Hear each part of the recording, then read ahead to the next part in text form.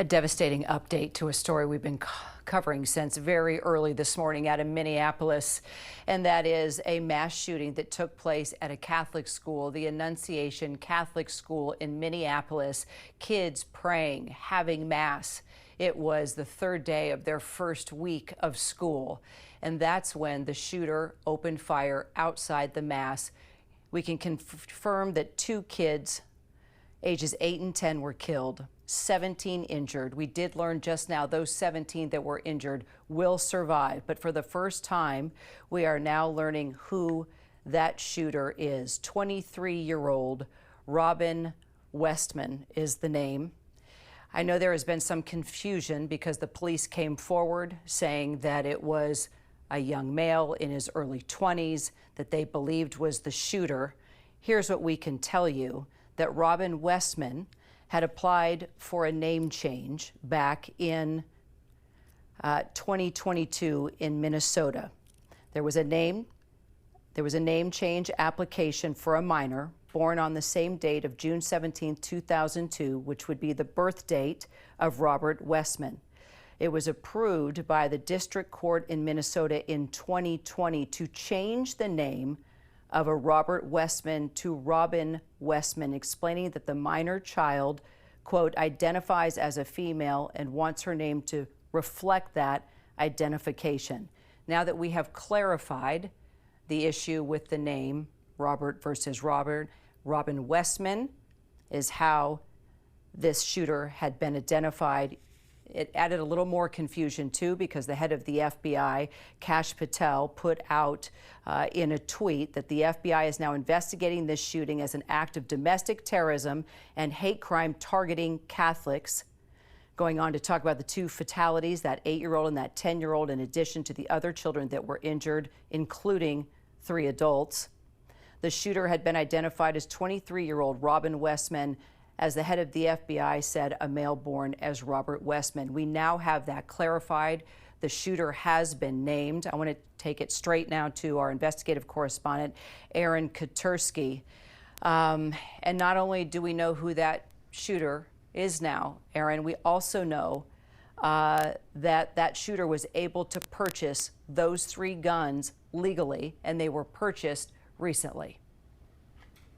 Purchased recently and lawfully, according to police, a rifle, a shotgun, and a pistol, all of them used, it's believed, by police in the course of the shooting that occurred while children and adults were praying at Wednesday morning mass. Most of the bullets, it's believed, were fired from outside as the shooter approached and fired through the stained glass, striking and killing an 8-year-old and a 10-year-old. There were 14 children who were injured, their ages 6 to 15. There were also adults in their 80s who police were injured. Thankfully, none of the injured are believed to be life-threatening with their injuries. They are expected to survive, according to police. And the question now that they've been able to trace the weapons is really going to focus on motive, Kira. 23-year-old Robin Westman was able to leave what police called a video manifesto that they're now going through to try and establish motive.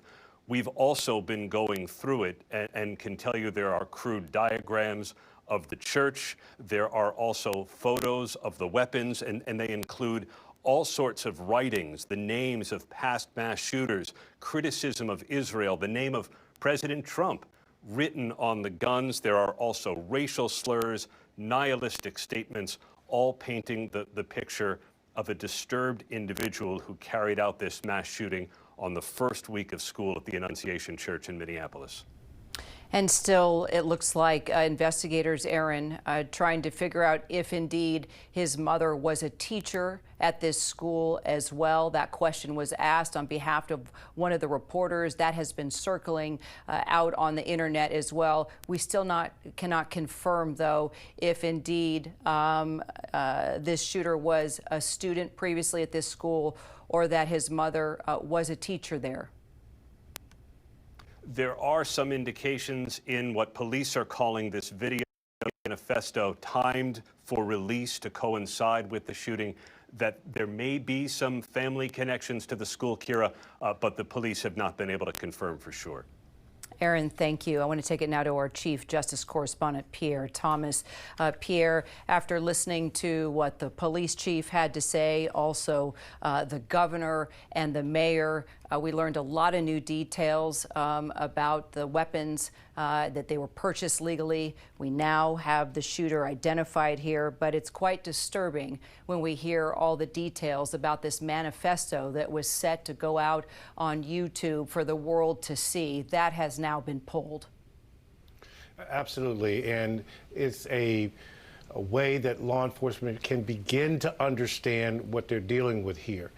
We should also point out, Kira, that there are at least 4 locations where search warrants are being executed. They're executing search warrants for the church, which is obviously a crime scene, and also there are 3 residences that are tied to the suspect that they're trying to gather material from as well.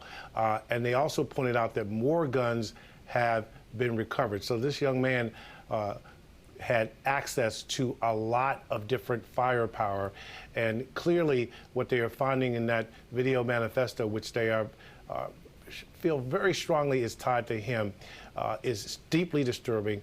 Lots of vitriol, lots of hate, and they're trying to figure out what was the triggering mechanism here. And what typically will happen is they're going to do a deep dive into this person's life, especially the recent weeks and months, to try to get a sense of what the trigger might have been, but also to understand what motivated this person to go to that church in this moment. And clearly, by the evidence that they're uncovering so far, there was a certain amount of planning, photos of the church, information about other mass shooters. This is a person who was basically drenching himself in acts of violence and thoughts of killing people.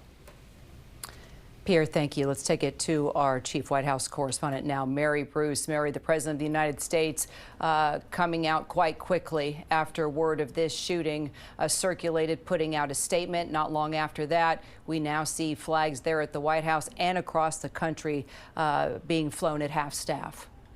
Yeah, Kira, the president has spent the day behind closed doors, but continually monitoring this situation, receiving updates from his team. We do know that earlier he placed a phone call to Governor Tim Walz to personally convey and express his condolences to the governor and to the entire community and state. The governor thanking him, we are told, for his support. The president, as you mentioned, it's now been several hours since we heard from him directly. He came out early as this news was breaking and posted on Truth Social, noting that he was being updated and monitoring this and asking the country to join him in praying for everyone involved. Since then, as you noted, the president signed that proclamation honoring the victims, lowering the flags to half-staff here at the White House and at public buildings across the country.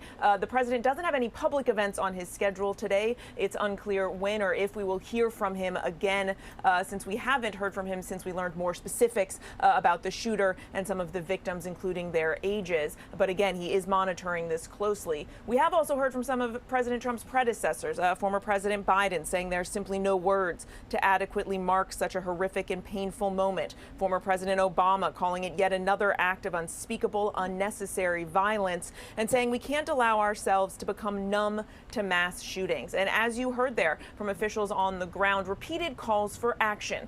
Here in Washington, we are hearing familiar calls that more be done to address mental health issues, more be done on gun reforms. The big question now, as it always is after these horrific events, is what measures, if any, is Congress going to push for? What will this president push for to try and do something to finally address this epidemic in this country?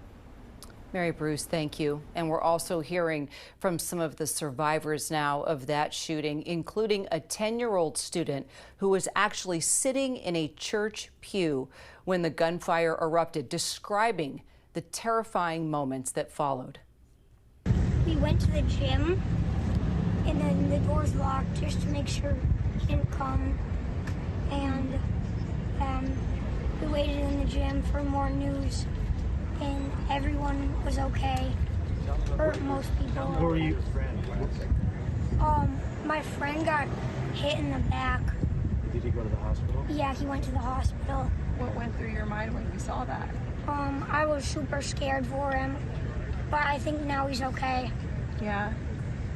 Yeah. Did you get reunited with your parents? Yeah, my mom was waiting outside of the church when it happened. Yeah. And then What was it like seeing her? I was super happy because, like, I was scared that I wasn't gonna see her because I didn't know what was happening really. I was just in shock. was it behind you where it was happening, or in front of you? Just kind of. It was like right beside me. I was like 2 seats away from the stained glass windows. So they were like, the shots were like right next to me. That's scary. Yeah. You went under the pew after that happened? Yeah. And Is that what everyone tried to do? I think I got like gunpowder on my neck. Ugh, straight out of the mouths of babes, so innocent. They shouldn't have to witness anything like that. And I think if you're a parent like me and everyone else that has had to cover this story, this hits all of us hard. And as you heard the mayor of Minneapolis say, hold your kids tight tonight. I know I will. We'll continue to stay on top of the investigation.